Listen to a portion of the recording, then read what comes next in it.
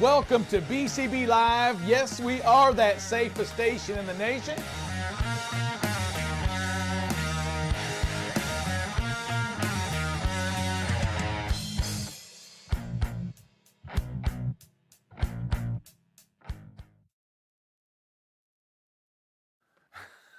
All right, well, we're on air. Drive Safe Dave. Welcome to BCB Live. We're the safest station in the nation. Drive Safe Dave, loving the purple, the lavender. It is Good Friday here at BCB Live. It's always good, something. I'll take Good Friday, good safe day.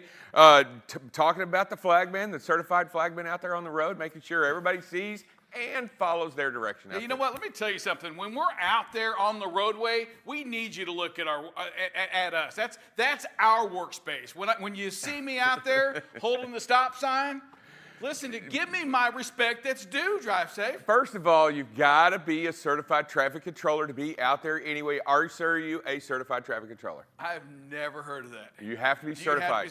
To turn the thing from stop to go. And to control traffic. You absolutely have to be certified. I'm trying to think on that, but Drive Safe Dave. Hey, listen, a couple days ago, we had a little conversation about host and the co-host. And I don't think we finished that conversation, Dave. But maybe we did. Okay, because your view on it is different than my view on it. But go ahead. Let's see what you got. There was Batman, and then there was Robin. Okay, that's not the world was okay with that, Robin. But they're both in the Justice League. Are they both in the Justice League? And I was just thinking, too, let's see if we can get it. Here you go. You got Winnie the Pooh, and then you got Piglet. You got Piglet right down there, Drive Safe Dave. Oh, my goodness. You got Prince, right? And then you got the Revolution. I believe in the Revolution. The same thing. Okay, but look, I look more of us on a different type deal. I look more like Laurel and Hardy. Well, you could have one without Bud Abbott and Lou Costello. I mean, you can't have one without the other. I mean, it's not the same. I went, Dave, to people smarter than you and I. Wikipedia. Okay. And this is what it said right here.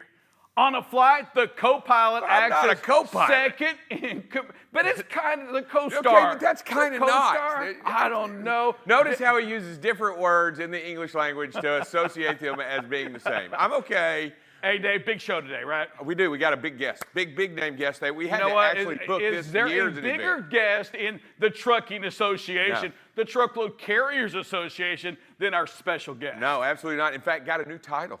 What? Yeah. Oh, yeah. That dude has more titles than anybody I know. Well which means that he is very well respected, which well-deserved, very respected. And Dave, we are honored. We're going to take a break. Be right back. We're coming back with the greatness of Mr. Dave Heller next on BCB Live. The safest station in the nation.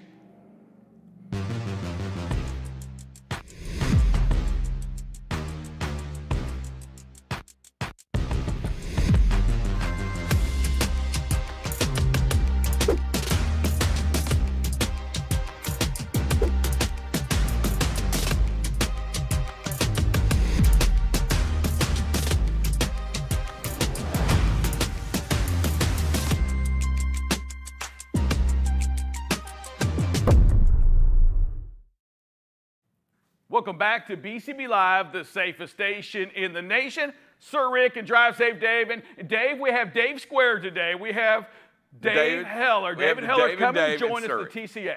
Yeah, and by the way, Dave, I don't want to get it wrong. The Senior Vice President of Safety and Governmental Affairs. Is that correct, sir? That is correct, yep. One of these days they're going to give me heavyweight champion of the world, too. When you're senior vice president, you're higher than vice president. He's like host and co-host. It's the same thing on there. I'm starting to understand. I thought senior had a little bit to do with age. I didn't think it had anything to do with your standard of where you were in the hierarchy. Let me ask you a quick question, Dave.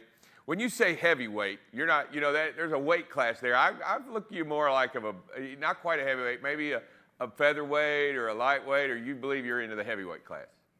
Floating like a butterfly and stinging like a bee. Just tell you that much. You know what? And we got a little peek. For those of you that don't know, this is gives you a good visual. This is Dave sitting on the big chair, the throne, I guess you'd say. You have Sir Rick representing safety. And then over here, we have Drive Safe Dave doing what he does best, hanging out in those blue bonnets. You know what? State flower in Texas. I'm just enjoying it. And you know what? You can't think of anything safer right there, out there in the blue bonnets. And by the way, I'm also representing out there. I still got my worker. I can appreciate that. You really do. You have a lot of care to you about safety, about what's going on. But Dave, talk to us a little bit. Hey, what's happening up in Washington? I know we've got a lot of little subjects going on. We have truck parking, and we talked about it a year ago. Hey, what's changed, like for real? Hey, what happened from a year ago when we talked about it to, say, today? What's the big change in truck parking? Well, we got more support, to say the very least. It certainly is a bipartisan issue, and there was language that got voted through House T&I that did have truck parking attributed to it. So $755 million over 3 or 4 years. So great language and real dollars that can be attributed to solving this problem and creating more spaces for our nation's truck drivers. So there's been movement. There's been movement at the House. The Senate's got to take it up at some point. Certainly they're mired in FAA reauthorization. They've got some railroad safety stuff to do. And again, this is pretty much the end of approach season right now. So right before August recess, and everybody goes home for the month of August before they come back. But certainly there is an appetite for getting truck parking done in a bipartisan format. Dave, and look, I'm just going to ask a quick question. Are they going to put it up for vote in the Senate? Do you think they are? Let's be honest. I mean, I do know that Washington's got enough of excuses. Everybody's out here wanting to know, when are we going to get this done and when is it going to get moved, because we have a problem. And even if we get the money today, it won't solve the immediate need or the immediate answer for years down the road. And I'm okay with that, but we got to get it moved, and we got to find movement on this all the way into a bill that gets signed on both sides. And if I'm not mistaken, the president has to also sign it as well. So we got to get this to make it law. So when is this really? This is what most of the drivers out there, most of the trucking companies, they want to know, when are we going to have some resolution by our representatives? Well, and that's the case in point, right? There has to be a path forward to it, something that makes so much sense that you just can't say no. But the reality is, in Washington, nothing gets done by itself these days. So chances of just taking this bill and voting it up likely will have to get attached to something much larger. And what does that look like, either rounding out this session or going into fall? What does something much larger look like, and where's the appetite for putting it in? So that becomes the biggest question.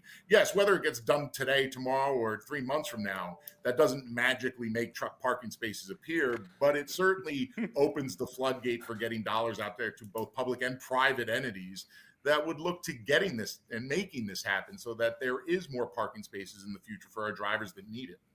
Yeah, and Dave, the parking's needed. I know we all know this because of fatigue, because there's just nowhere for them to safely park on the side of the road, on the off-ramps, everything we're not supposed to do. We see a lot of that going on today. But Dave, we were speaking before the show, and it's a question that we get asked quite a bit. I want everybody to hear your opinion on this. Are we as an industry, and this is going into safety, man, are we safer as an industry today than we were 3 years ago or 4 years ago, or heck, even a couple years ago? Do we see safety as a true part of our industry today, trucking? I think the answer is going to be yes to that. The movement towards safer cultures within the motor carrier is definitely there, and the tools are out there. I mean, I don't think I've ever seen, and as we talked about earlier, since 2019 and ELDs first came onto the playing field, that has opened a wave of safety technology, if you will, that carriers have tried out. And the winners are the ones that get adopted, right? And go down to the mid-sized carriers, to the smaller carriers. So you're talking now an environment that could have AEB instituted in it based on the proposed rule that came out of NHTSA. So the intent to be safer is there. Let's not forget, the basis for trucking is delivering freight from point A to point B and doing so safely. And that's the thing, is we have to bring our drivers home at night. That's the way to do it. That's the profitable equation. And being safe falls into that category. So there's more of a dedication towards reversing the trend. The accidents on our interstate, and trucking needs to do its part and wants to do its part and will continue to do its part. Like I said, there's no secrets in this industry when it comes to safety, and we're willing to share our information on devices and equipment that makes our industry safer. I was reading an article the other day that said that the fatality accidents for trucking has gone down in a steady decline over the last few years, but the nuclear verdicts have continued to rise, and neither of these two lines are looking to be moving the same way. They actually are going inverse of each other, and it doesn't make any sense how much more we can do without some support for either, some, punitive, laws to be changed or any type of reform to be done. And I think there's some movement out there. Yeah, what is that? What's the talk up at Capitol Hill about this, Dave?